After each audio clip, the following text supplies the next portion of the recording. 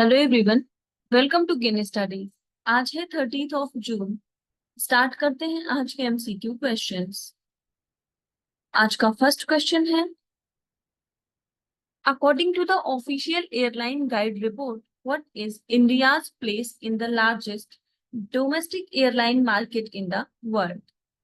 यहाँ पर आपसे पूछा जा रहा है, ऑफिशियल एयरलाइन गाइड की रिपोर्ट के मुताबिक भारत दुनिया का किस नंबर का विशालतम घरेलू एयरलाइन बाजार बन गया है। आपके ऑप्शंस हैं थर्ड, फोर्थ, फिफ्थ या फिर फर्स्ट। और इस क्वेश्चन में आपका करेक्ट ऑप्शन हो जाएगा ऑप्शन ए। सो भारत तीसरा विशालतम घरेलू एयरलाइन बाजार बन गया है। आप यहाँ देख सकते हैं, according to the official airline guide report, India becomes the third largest domestic airline market in the world. And India jumped from fifth position in 2014 as it saw the significant increase in its domestic airline capacity from 7.9 million, जो कि 2014 में था, to 15.6 million in April 2024. So, as per this report, United States of America and China retained their ranks as first and second position with 86.1 million and 67.8 million capacities respectively.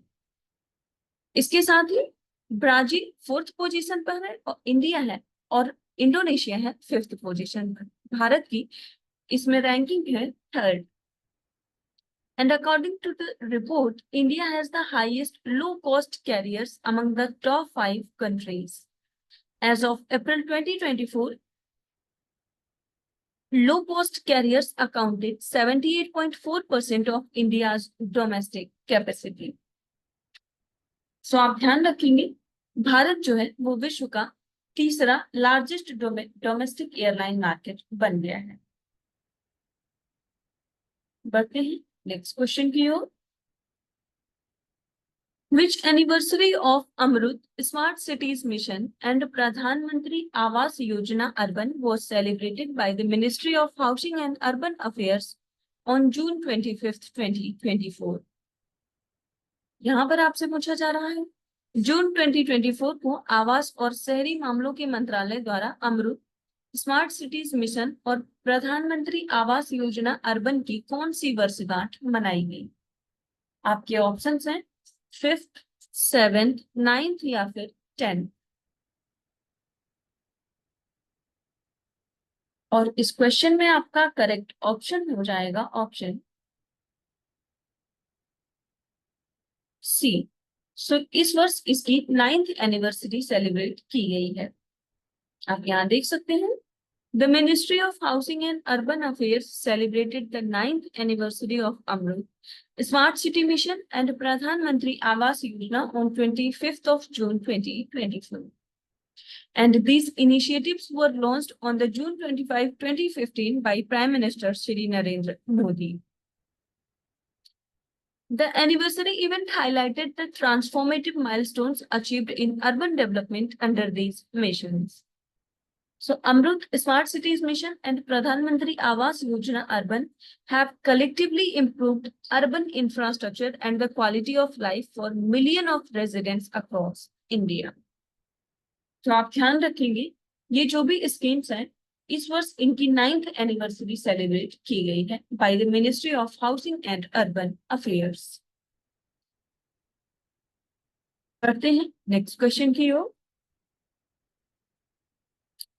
From which country did cricket legend David Warner announce his retirement from international cricket following exit from the T20 World Cup 2024?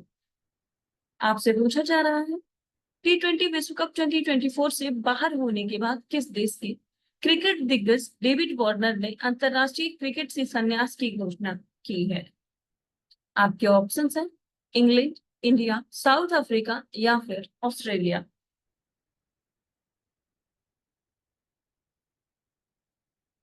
और इस question में आपका correct option हो जाएगा option D. सो इनका संबंध रहा है ऑस्ट्रेलिया से।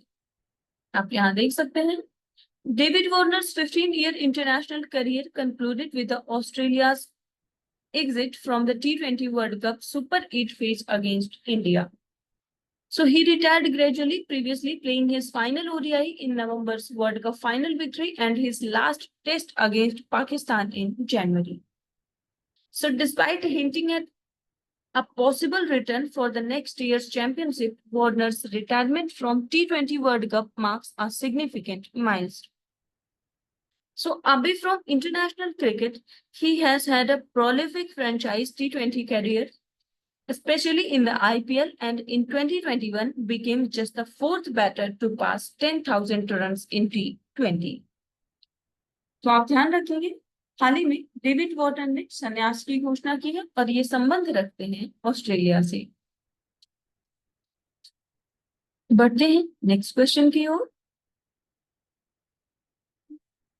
With reference to the प्रधानमंत्री Awas Yojana, consider the following statements.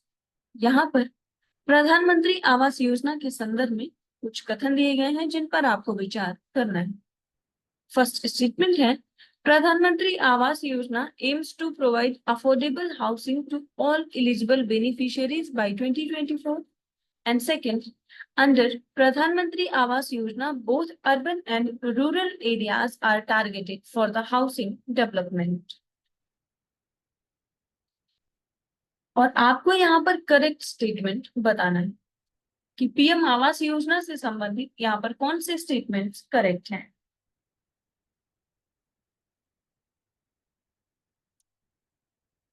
और इस क्वेश्चन में आपका करेक्ट ऑप्शन हो जाएगा ऑप्शन सी। यहाँ पर आपके दोनों ही स्टेटमेंट्स करेक्ट हैं, आप यहाँ देख सकते हैं। So, Pradhan Mantri Awas Yojana aims to provide affordable housing to all eligible beneficiaries by 2024, and the PM Awas Yojana has been extended to achieve the goal of providing affordable housing for all by December 2020. So, under this scheme, both urban and rural areas are targeted for housing development. And Pradhan Mantri Awas Yojana has two components, Pradhan Mantri Awas Yojana Urban and Pradhan Mantri Awas Yojana Gramin, targeting both urban and rural areas for housing development.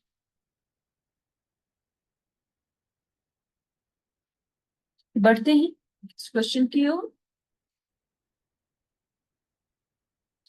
Consider the following statements. यहाँ पर कुछ कथन दिए गए हैं जिन पर आपको विचार करना है। फर्स्ट स्टेटमेंट है, the deputy speaker is elected by the members of the Lok Sabha from amongst themself. And second, the deputy speaker presides over the sessions of Lok Sabha in the absence of speaker. And third, deputy speaker must resign from their party upon election. और यहाँ पर आपसे correct statement पूछा जा रहा है, आपको बताना है कि डेप्यूटी स्पीकर से संबंधित यहाँ पर कौन से स्टेटमेंट्स करेक्ट हैं। और इस क्वेश्चन में आपका करेक्ट ऑप्शन हो जाएगा ऑप्शन ए। यहाँ पर आपका फर्स्ट और सेकंड स्टेटमेंट करेक्ट है जबकि थर्ड इनकरेक्ट है, आप यहाँ देख सकते हैं। So the deputy speaker must resign from their party upon election. There is no requirement for the deputy speaker to resign from their party upon election. So इसलिए ये स्टेटमेंट इनकरेक्ट है। Deputy speaker of Lok Sabha की बात करें तो इसके elections होते हैं by the elected members of the Lok Sabha, मतलब लोकसभा के जो इलेक्टेड मेंबर्स होते हैं उन्हीं में से इनका चयन किया जाता है। इनका रोल होता है to preside over Lok Sabha sessions in the absence of speaker, और ये एक्सपेक्ट किया जाता है इनसे to conduct proceedings impartially and uphold parliamentary decorum. So ये इनका कार्य होता है। डेप्यूटी स्पीकर ऑफ लोकसभा की बात करें तो ये सेकेंड हाईएस्ट रैंकिंग अथॉरिटी होता है लोकसभा का, और लोकसभा को lower house of the parliament कहते हैं। बढ़ते हैं नेक्स्ट क्वेश्चन की ओर। Which of the following cities has got the WordCraft city tag from the WordCrafts Council? यहाँ पर आपसे पूछा जा रहा है निम्नलिखित में से किस शहर को विश्व शिल्प परिषद से विश्व शिल्प शहर टैग मिला है। आपके ऑप्शंस हैं शिमला, श्रीनगर, मदुरई या फिर जयपुर।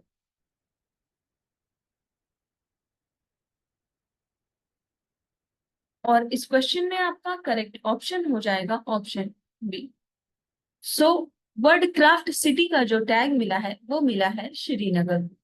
आप यहाँ देख सकते हैं, Srinagar has received the World's Craft City tag from World Craft Council, and this tag will enhance the handloom and handicraft sector, benefiting tourism and infrastructure development in Jammu and Kashmir region. So it will open new markets and opportunities for the artisans of Srinagar. This recognition will attract more investment and funding, which will enhance infrastructure development and the introduction of modern techniques while preserving traditional methods. So, अभी हाल ही में ये tag मिला है श्रीनगर को। इससे पहले कुछ cities हैं जिनको रिकॉग्नाइज किया गया था वर्ल्ड क्राफ्ट सिटी, उनमें है जयपुर, मालापुरम एंड मैसूर। बढ़ते हैं नेक्स्ट क्वेश्चन की ओर। Which state government has approved the setting up of one Prime Minister College of Excellence in all districts of state? यहाँ पर आपसे पूछा जा रहा है किस राज्य सरकार ने राज्य के सभी जिलों में एक प्रधानमंत्री उत्कृष्टता महाविद्यालय की स्थापना की को मंजूरी दे दी है। आपके ऑप्शंस हैं उत्तर प्रदेश, बिहार, मध्य प्रदेश या फिर पंजाब। आपको बताना है कि ऐसा करने वाला राज्य कौन सा है। और इस क्वेश्चन में आपका करेक्ट ऑप्शन हो जाएगा ऑप्शन सी। सो ये स्टेट है मध्य प्रदेश। आप यहाँ देख सकते हैं MP government has approved the setting up of one Prime Minister College of Excellence in all districts of state. And on 1st July, the Prime Minister College of Excellence will be inaugurated ceremonially in all 55 districts of Madhya Pradesh.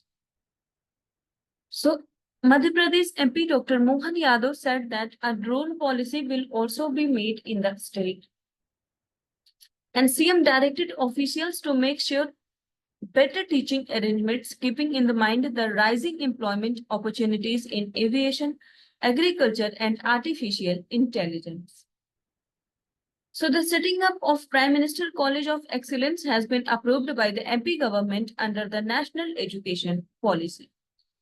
और इसको मध्य प्रदेश के सभी 55 districts में open किया जाएगा। So आज के current affair session में इतना ही। Thank you for watching. Do like, share and subscribe.